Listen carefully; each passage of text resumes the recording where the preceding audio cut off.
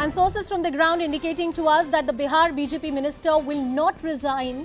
Decision taken in the BJP meeting at Bihar Deputy Chief Minister's residence. They will wait for Nitish decision. So there was a question, what will happen first? Whether Tejasvi Yadav plus Nitish Kumar, will they walk to the march to the Raj Bhavan first? Or before that, the BJP ministers, about 16 ministers in the present coalition government, will they resign? So they are going to wait for the developments to happen on the other side. Maria Shakil with us on the broadcast. Maria, why this decision?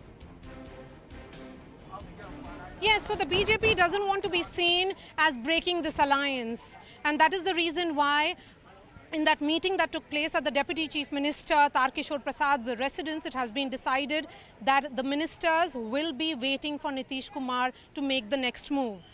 The ball, as I said, is in Nitish Kumar's court. Even Tejasvi Yadav is waiting for Nitish Kumar to walk out of this alliance before he can extend any letter of support. Because the sense within the RJD is also this, that this kind of move, that where Nitish Kumar has done some kind of muscle flexing with his alliance partner BJP, has happened in the past as well.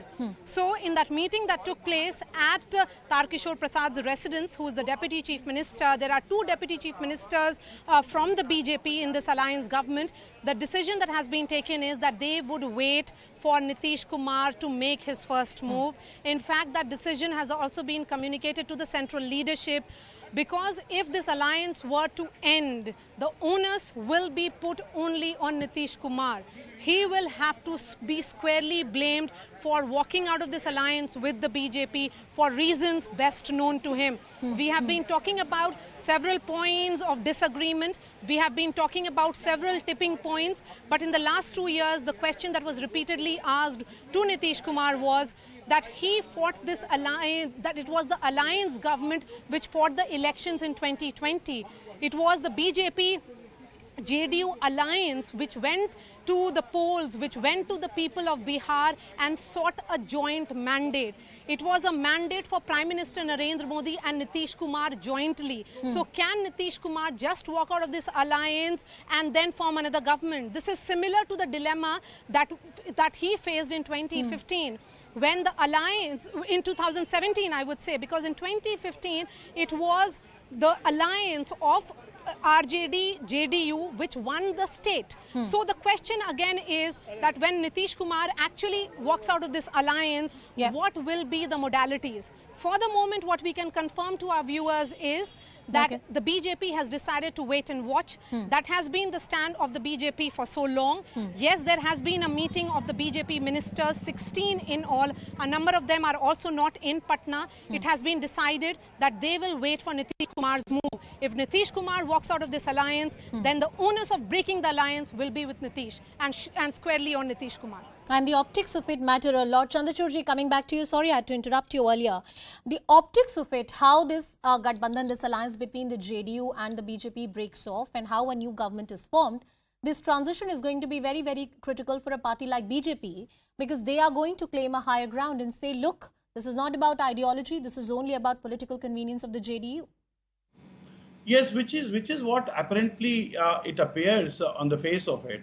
The fact of the matter is that Nitish Kumar knew, and must be knowing at least, he's been a politician for ages now, that if he didn't have the numbers, naturally is that the dictations will come from the party with the larger number.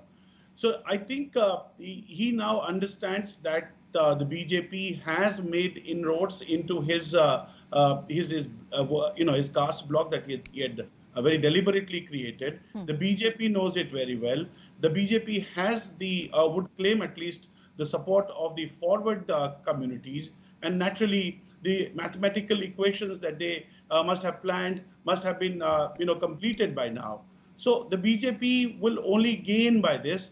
This is my personal view, because the BJP A will play the victim card, B would say that it is Nitish Kumar who's broken the alliance, and C, by that time, it would already, and then Pradhan Mantri Modi's charisma and the kind of, image he has, they will go to the people. And I think, having corrected the caste equations at bottom, they would try and cement it off with their own developmental and religious plans. And this is what the model plan for Bihar was. Now, the problem is with Nitish Kumar, where does he land up?